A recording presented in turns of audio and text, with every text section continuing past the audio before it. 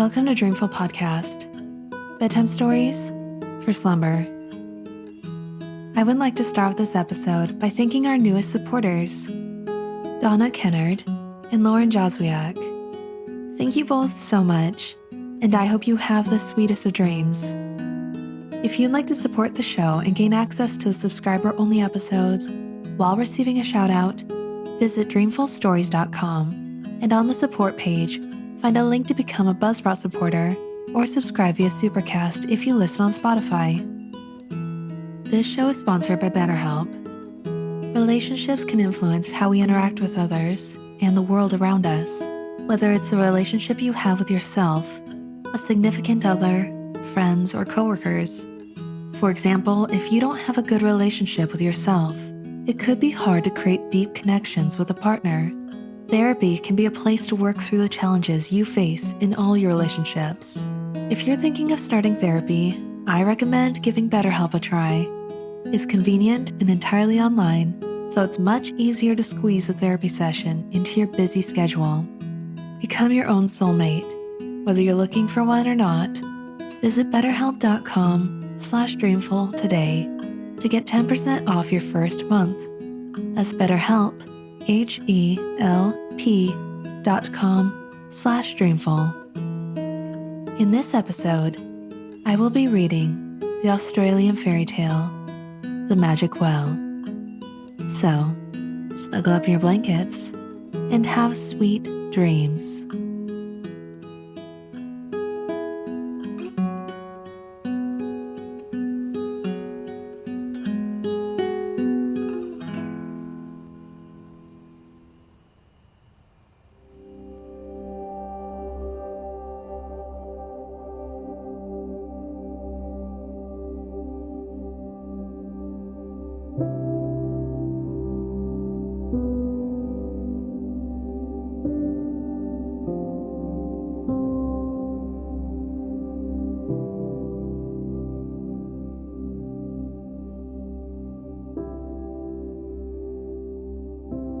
In the center of Australia, there's a large and lovely lake, and its waters gleaming golden.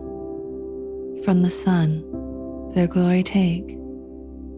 In the middle of the waters, there's an island, wondrous fair, and the perfume of its fruit and flowers, like incense, fills the air.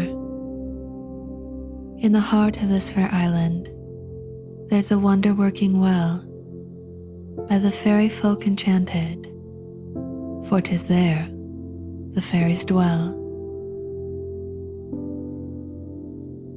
Most people seem to think that the heart of Australia is nothing but a sandy desert. Well, that's not quite correct. As a matter of fact, though not a great number know it, the very, very center is inhabited by fairies. They live there on a beautiful island in the middle of a great lake, and all they have, including their wonderful city, is all due to the magic well. On their splendid island, there are hills covered with trees, forest trees, and there are great valleys where wildflowers grow, and springs and streams and waterfalls, and caves with stalactites in them, those funny things that look something like sheep's tails frozen. These stalactites hang down from the cave roofs, and even they are due to the magic well. That may seem strange, but the way it happens is this. Little drops of water, very slowly oozing down from the top of the cave, carry with them the tiniest bits of sand or limestone.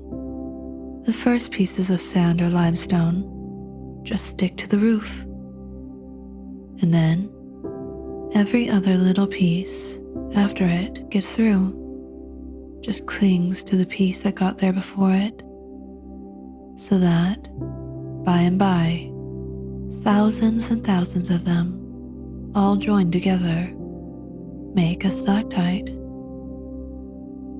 But of course, there are many other things there beside those that hang in caves. For instance, there are the loveliest birds and butterflies, the most beautiful beetles and moths, and above all, the rarest lot of Australian animals the eye could wish to see. Kangaroos, wallabies and woolly bears, possums, platypuses, and gaily colored lizards, big and little. And then, the fern gullies. Why, there never were such ferns anywhere ever before. Thousands of them.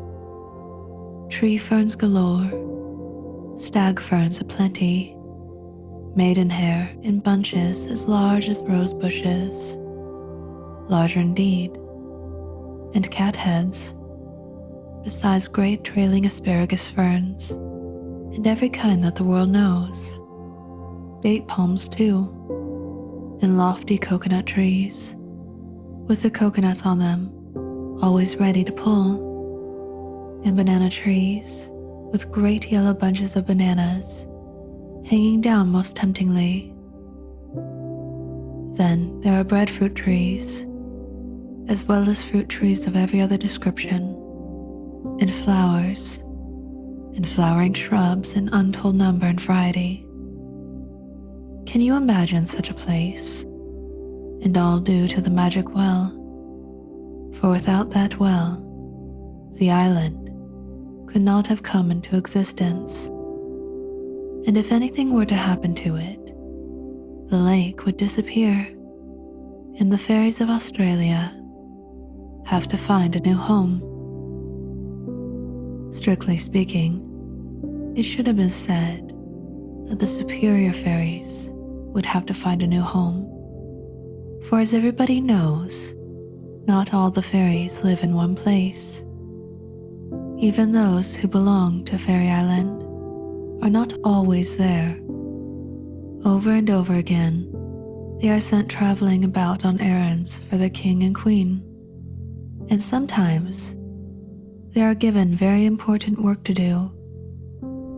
For example, they are constantly showing the raindrops just exactly where to fall, coaxing the wind to blow more softly on the delicate flowers, pulling the dark clouds away so that the sun can steadily shine upon the earth, warming the soil, causing things to grow, and making everything very sweet and pleasant for everybody.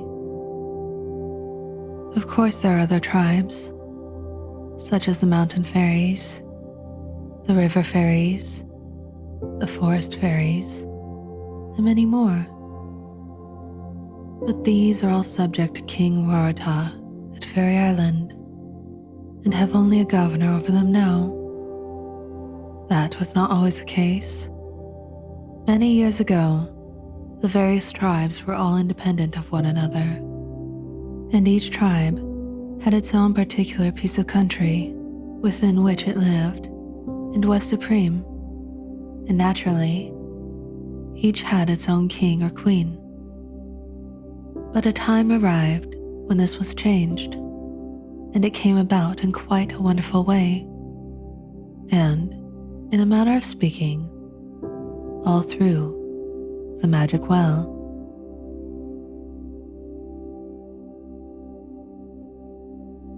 Prince Warata, as he was then called, having come of age, was sent by his father to look for a wife. It was then the custom among the fairies, as it still is among the crowned heads of the world, for the king's sons and daughters to get their wives or husbands from among the families of other royal households. The prince's father, who was the head of the forest fairies, was called King Eucalyptus, and a very clever and prudent old king he was too, though not nearly so wise as his son became. At the same time, he was not without a great deal of what is termed natural shrewdness.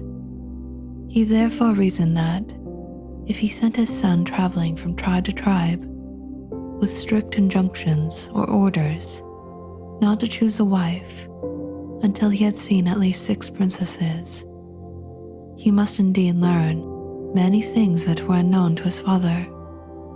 So off the prince went. As it chanced, however, his father need not have had any anxiety about his making any mistake in selecting a wife, for he had very good taste and was gifted with what is called discrimination, or the power to see for himself the best in whatever came under his notice. So, though he paid many visits to many fairy kings, up to this time, he was by no means satisfied to make a choice. His latest journey had taken him to stay for a while with a tribe of fairies who lived in what is now called the Northern Territory. The king of those fairies had several daughters, all very bright and witty in their conversation, but, possibly owing to the heat of the climate, rather sallow complexions, and not nearly beautiful enough to please the prince's fancy. He therefore finally resolved to make his way across the continent from north to south, for so he had heard, the wattle fairies of that part of Australia that is now known as Victoria were particularly fair and lovely, and he cherished the hope that at long last he would discover a princess fit to be his wife. As may be imagined, in the course of such an extraordinary lengthy journey, and about 2,000 miles, he naturally met with quite a number of adventures. Of these, there is not time to tell, except to say that though over and over again in peril from the wicked desert fairies, who repeatedly tried to overwhelm him in storms, he always had the good fortune to win safely through.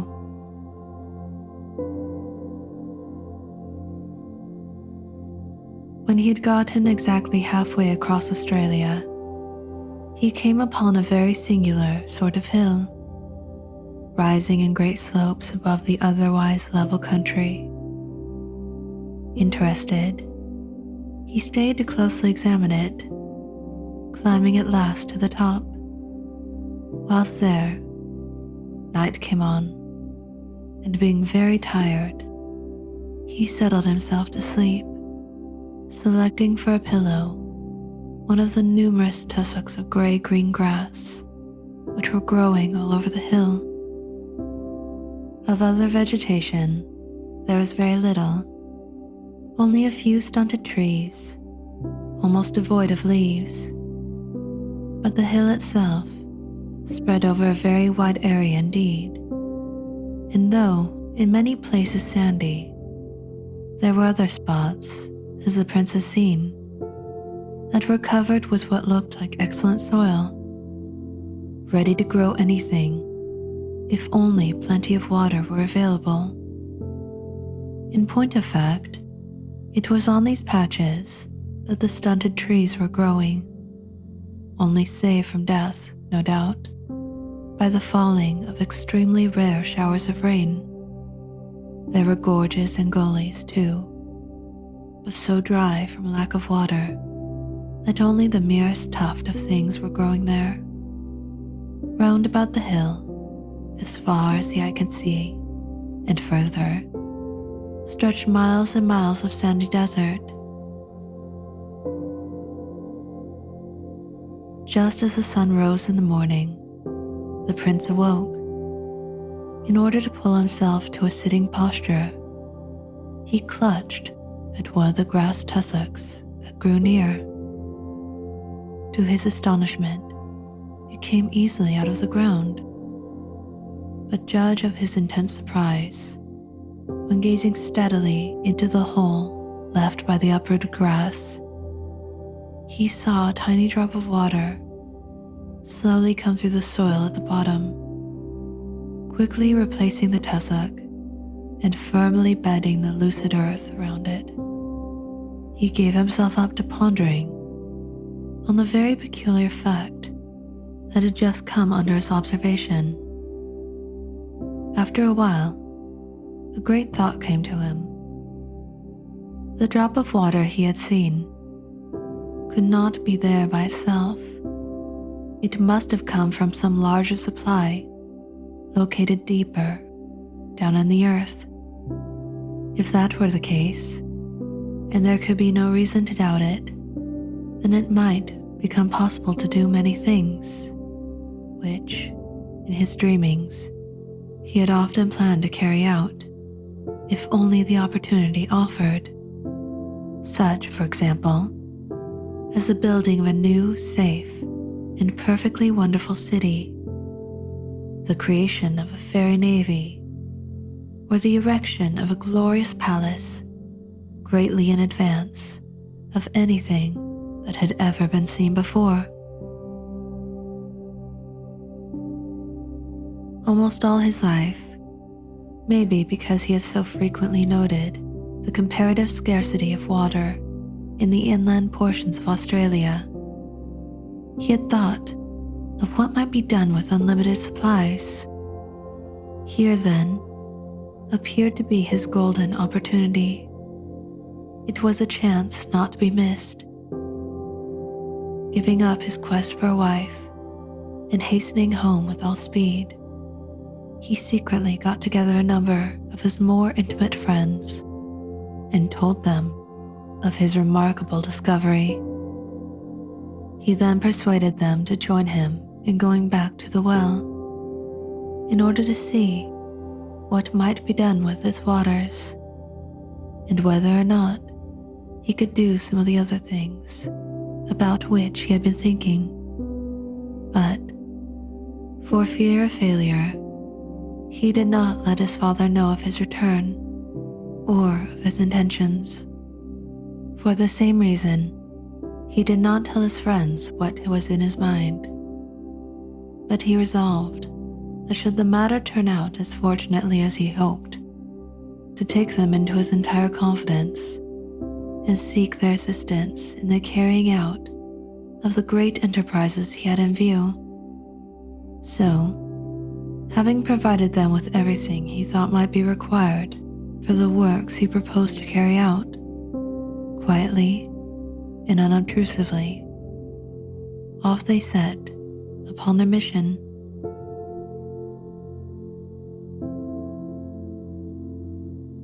After surmounting many difficulties, in due course, they arrived at the place where Prince Warata had rested a few weeks earlier.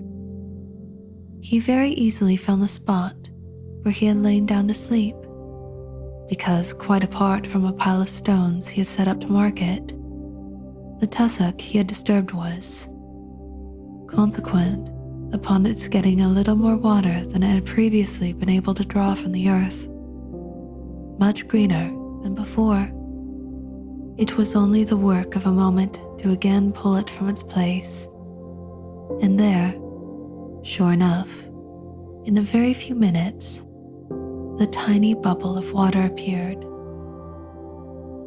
To say that they were all deeply interested is to put it mildly, but they were not allowed to waste much time in merely wondering from whence the water came.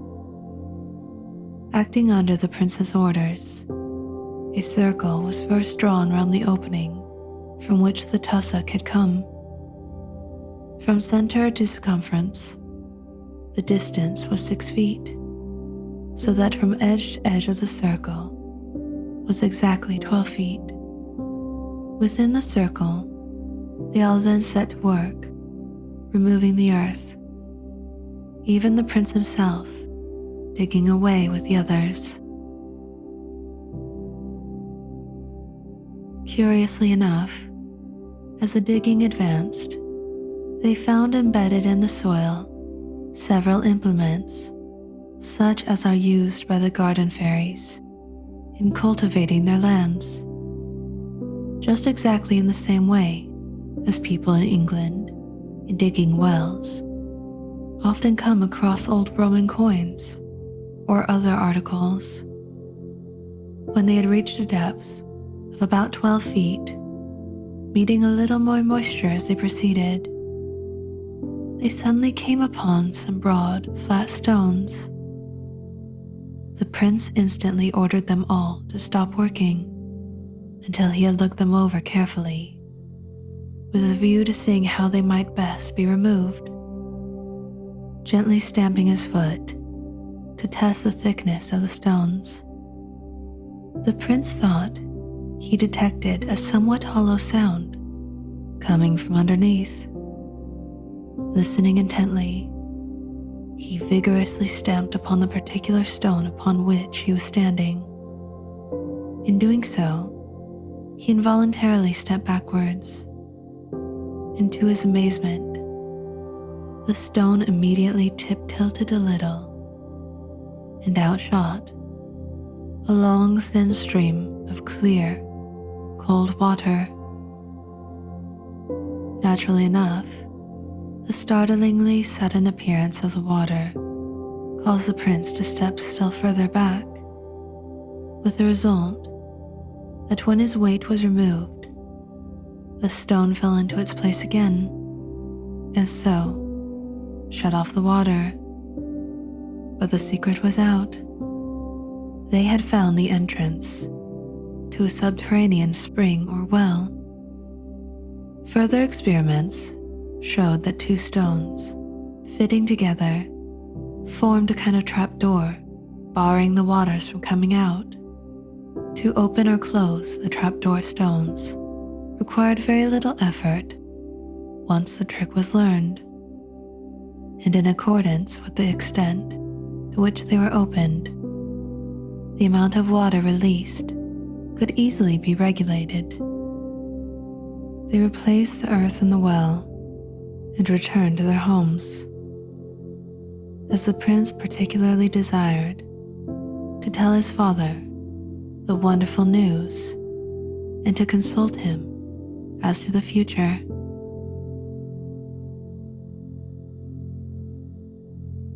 Arrived back, the prince immediately waited upon his father, King Eucalyptus, and omitting no detail, told him the whole story from the time when he first observed the tiny drop of water up to the actual unearthing of the well. Very quietly, the king listened to the end, smiling occasionally.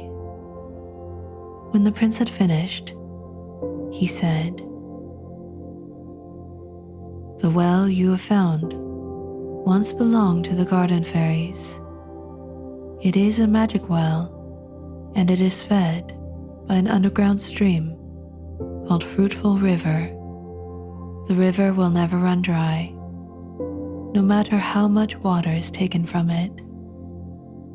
The garden fairies are now dispersed all over Australia, every tribe having some of their number attached to it, except the desert fairies and the ocean fairies.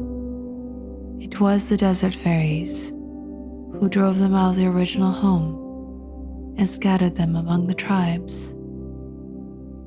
All this happened hundreds of years ago, but the golden fairies still tell the tale of their lost possessions.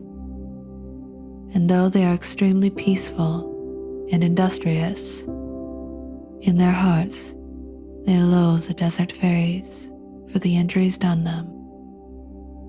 It is said that the desert fairies, who are very vicious in their habits and also very warlike, became envious of the prosperity of the garden fairies and resolved to attack and conquer them. This they did, but to their surprise, the war lasted for years and years, the garden fairies resisting with all their might the malicious onslaughts of their enemies.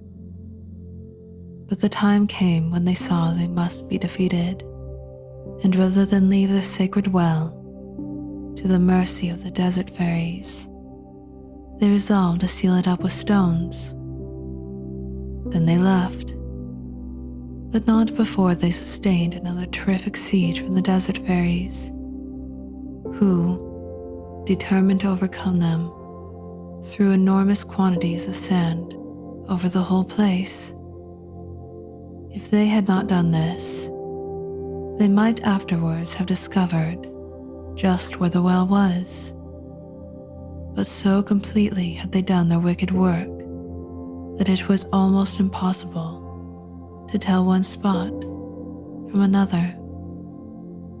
So the place has remained these many 100 years, till you have had the good luck to find what the desert fairies have looked for in vain. Having found the magic well, you are at liberty to ask me for such a favor connected with it as may be within my power to bestow. For a moment, Prince Warata was so taken back at the unexpected conclusion to his father's remarks that he could hardly find words to express himself. Quickly realizing, however, that here was an opening that might never occur again, he promptly asked permission to give up for the time being his search for a wife, to go back to the well, and to take with him such of his friends and so many of the working fairies as would enable him to begin his most cherished ambition, the building of the city of his dreams. The king, under the circumstances, was only too delighted to give his consent.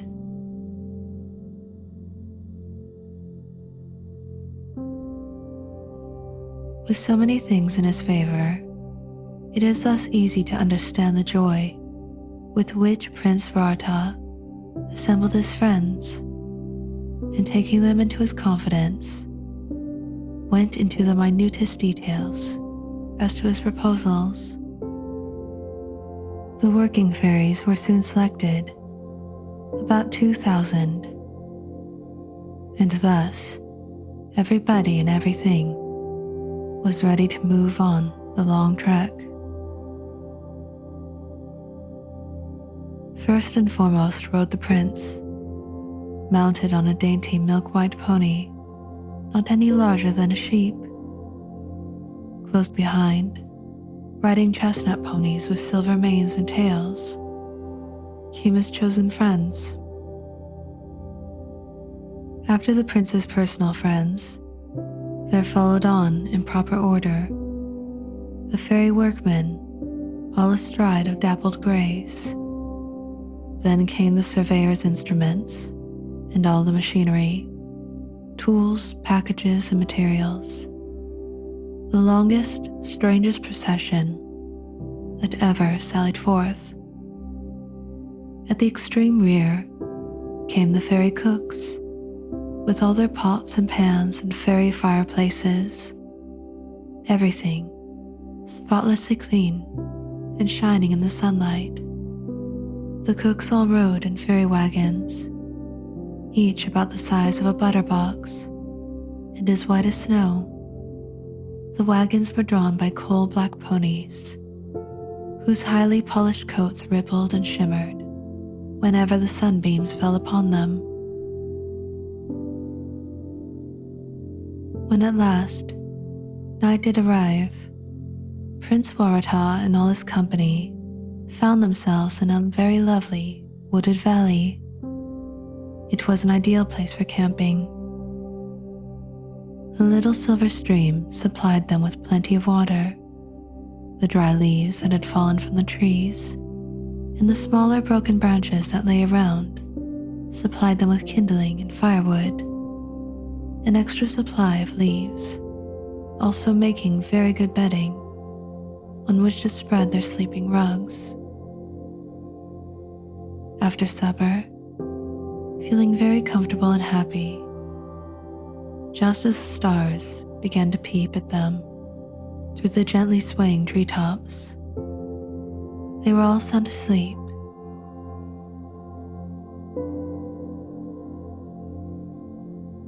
Next morning, everybody was stirring bright and early, and after breakfast and packing up, the march began again. So day followed day, for many a day. But the time came when they left forest and stream behind them and had to travel over great stretches of land covered with coarse and stubbly grasses. It was not pleasant by any means, yet worse conditions were ahead. For when the rough grasslands were finally crossed, they came to the great sandy desert. Luckily, they were not far from their destination. In 2 more days, the prince told them, they would be there.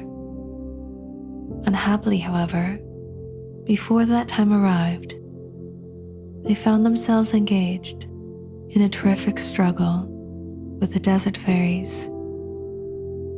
These nomadic fairies, possibly resentful of the coming of the others, or maybe just because they are naturally nasty, viciously and vigorously attack them in force. Following their usual tactics, they first brought up an extremely hot wind, and driving this before them, full into the face of the wayfarers, sought to make them beat an inglorious retreat. But in spite of the fearful discomfort which the scorching wind brought to them, they kept steadily on, absolutely determined not to be turned from their purpose by a hot wind, however fierce. Seeing therefore that this attack was a failure, the desert fairies resorted to the dreadful second line of attack. Picking up vast quantities of sand, they flung it before them, seeking to choke, blind, and burn the intrepid adventurers. Eyes, ears, and noses became partly filled with it. Under the strain, lips blackened and cracked, and parched throats ached with a pain almost unendurable as the onslaught developed in intensity. Yet, still undaunted, on they went. Their courage and steadfastness were marvelous. Well might the prince be proud of them.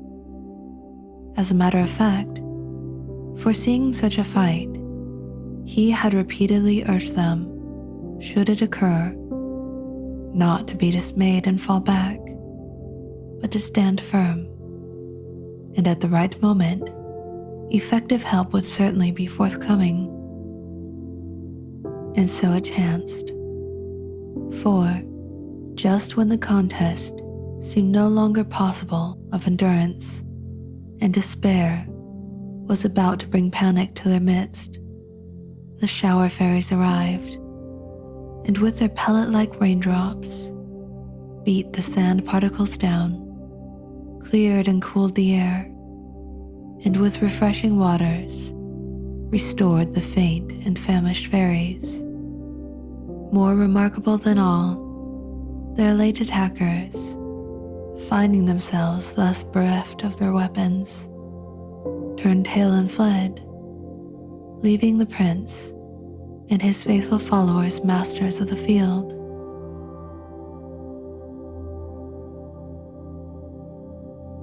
In the early afternoon, they arrived at the site of the magic well. A halt was called, and for a little time, everybody rested. Then, taking a company of working fairies to the top of the hill, the prince directed them to remove the grass he and his friends had planted to hide the opening of the well from sight, and to dig down until they were told to stop. This done, standing upon some of the freshly thrown out earth, he told them that in a few minutes they should witness a most engaging sight. In clear-cut language, he followed the statement with a brief narrative of the finding of the well, its fascinating history, and an outline of his intentions with regard to the building of the fairy city. In this project, he added, he expected to receive their willing cooperation and assistance, an expectation which his confidence in them led him to believe would be fully realized. As might have been expected, the speech was received with vociferous applause, which applause almost reached a roar, when, at a wave of his hand, amidst the greatest curiosity and excitement, his trusty officers within the well opened the door, and a great stream of clear, cool crystal water shot fountain-like into the air.